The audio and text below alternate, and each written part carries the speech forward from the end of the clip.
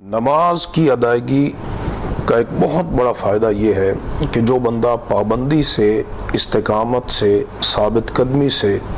پنجگانہ نماز کی ادائیگی کرتا ہے تو اس بندے کے گناہ جو ہیں وہ نماز کی برکت سے معاف کر دیے جاتے ہیں۔ اگرچہ جو محدثین ہیں اور شارحین ائمہ ہیں ان کا رجحان اس طرف ہے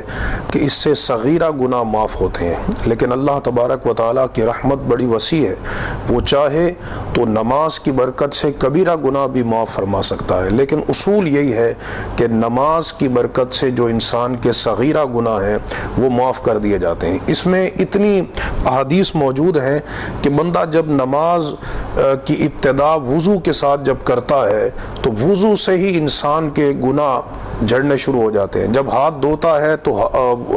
ہاتھ دھونے کے ساتھ اس کے ہاتھوں کے گناہ نکل جاتے ہیں، جب کلی کرتا ہے تو منہ کے گناہ نکل جاتے ہیں، جب چہرہ دھوتا ہے تو چہرہ کے گناہ نکل جاتے ہیں، جب پاؤں دھوتا ہے تو اس کے ساتھ پاؤں کے گناہ نکل جاتے ہیں۔ پھر حدیث پاک کے اندر آتا ہے، صحیح حدیث کے اندر، کہ جب بندہ مسجد کی طرف چل کے جاتا ہے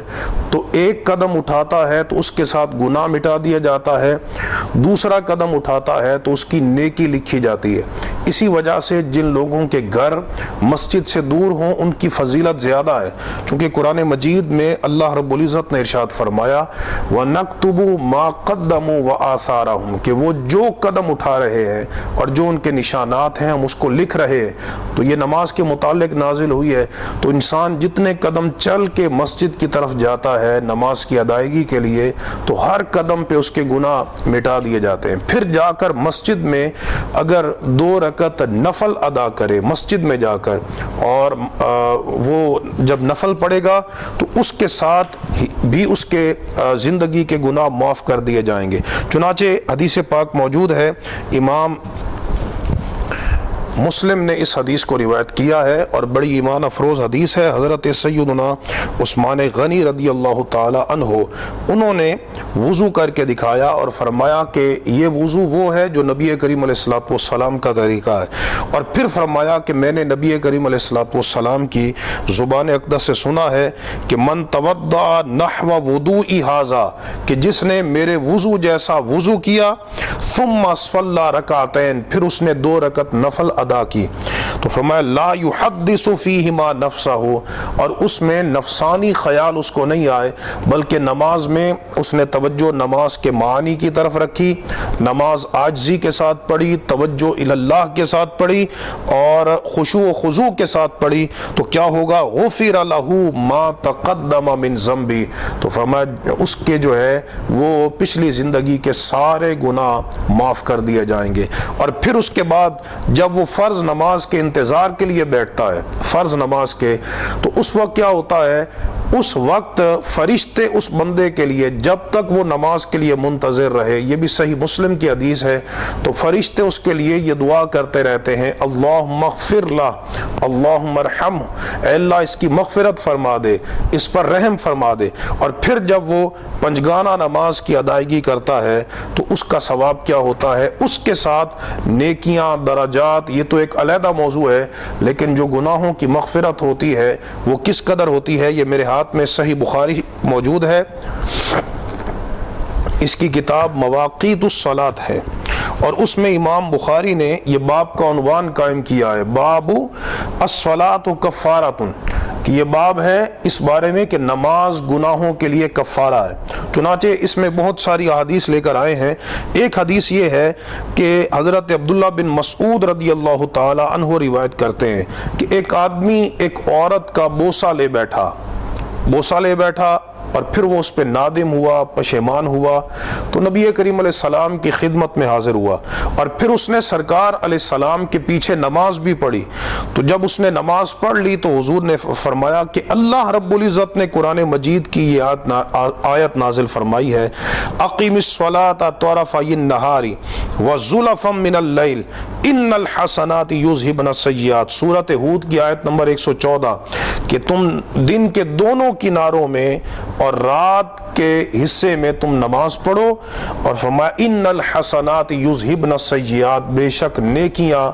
برائیوں کو مٹا دیتی ہیں۔ یہاں نیکیوں سے مراد کیا ہے؟ یعنی اس کا مطلب یہ ہے کہ اس بندے نے جو نماز پڑھی ہے اس نماز کی وجہ سے اس کا گناہ مٹا دیا گیا ہے۔ تو اس بندے نے عرض کی یا رسول اللہ صلی اللہ علیہ وسلم علیہ ھذا، کہ کیا یہ بشارت صرف میرے لیے ہے؟ تو حضور نے فرمایا لی جمیع امتی کلہم، فرمایا کہ یہ میری ساری امت کے لیے یہ بشارت ہے،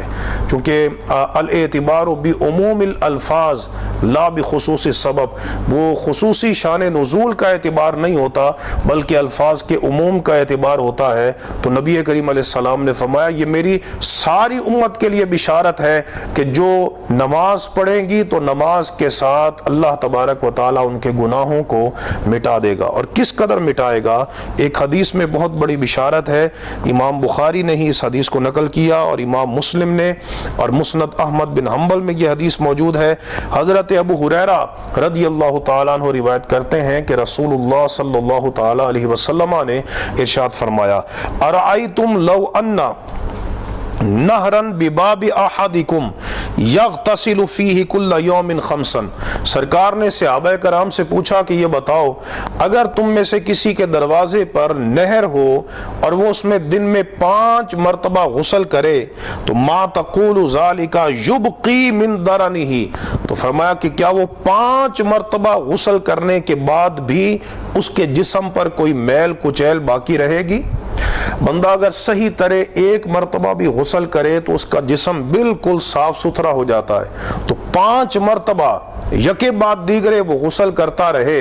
تو اس کے جسم پر کون سی میل کچیل اور گندگی اور آلائش باقی رہے گی؟ تو فرمایا جس طرح وہ 5 مرتبہ غسل کرنے سے بندہ صاف ستھرا مطہر اور مزکہ بن جاتا ہے، تو فرمایا فذالک مثل الصلوات الخمس یمحو اللہ بہ الخطایا، یہی نماز، یہی مثال 5 نمازوں کی ہے کہ جس کے ساتھ اللہ تبارک و تعالی بندے کے گناہوں کو مٹا دیتا ہے، محو کر دیتا ہے۔ محو کا مطلب ہے بالکل اس کو نامہ اعمال سے ہی مٹا دیا جاتا ہے، اور قیامت کے دن ان گناہوں کا بھی حساب کتاب نہیں ہوگا۔ تو دیکھیے نماز کتنی برکت والی عبادت ہے کہ جس کے ساتھ انسان کے گناہوں کو مٹا دیا جاتا ہے۔ صحیح مسلم میں موجود ہے، نبی کریم علیہ الصلوۃ والسلام نے ارشاد فرمایا، اس کی حدیث نمبر 251 ہے کہ سرکار دو عالم علیہ السلام ارشاد فرماتے ہیں الا ادلکم علی ما یمحو اللہ بہ الخطایا ویرفع بہ الدرجات، فرمایا کہ کیا میں تمہیں ایسا عمل نہ بتاؤں جس کے ساتھ اللہ تبارک و تعالیٰ تمہارے گناہوں کو مٹا دے اور تمہارے درجات کو بلند کر دے؟ عرض کی بلا یا رسول اللہ صلی اللہ علیہ وسلم، حضور ضرور بتائیے۔ تو میرے آقا علیہ السلام نے فرمایا اسباغ الوضوء علی المکارہ، فرمایا جس وقت وضو کرنا بڑا شاق ہو، ٹھنڈا پانی ہو، سردیاں ہوں اور انسان کو بڑی تکلیف ہو، اس وقت میں مکمل وضو کرنا، اس کے ساتھ گناہ مٹ جاتے ہیں، درجات بلند ہوتے ہیں۔ وکثرۃ الخطا الی المساجد، اور مساجد کی طرف بہت زیادہ قدم چل کے جانا، اس کے ساتھ بھی گناہ مٹتے ہیں، درجات بلند ہوتے ہیں۔ اور فرمایا وانتظار الصلاۃ بعد الصلاۃ، ایک نماز کے بعد دوسری نماز کا انتظار کرنا، اس کے ساتھ بھی انسان کے گناہ مٹتے ہیں اور اس کے درجات بلند ہوتے ہیں۔ تو سوچئے یہ تو نماز کی مبادیات میں شامل ہے، یعنی وضو کرنا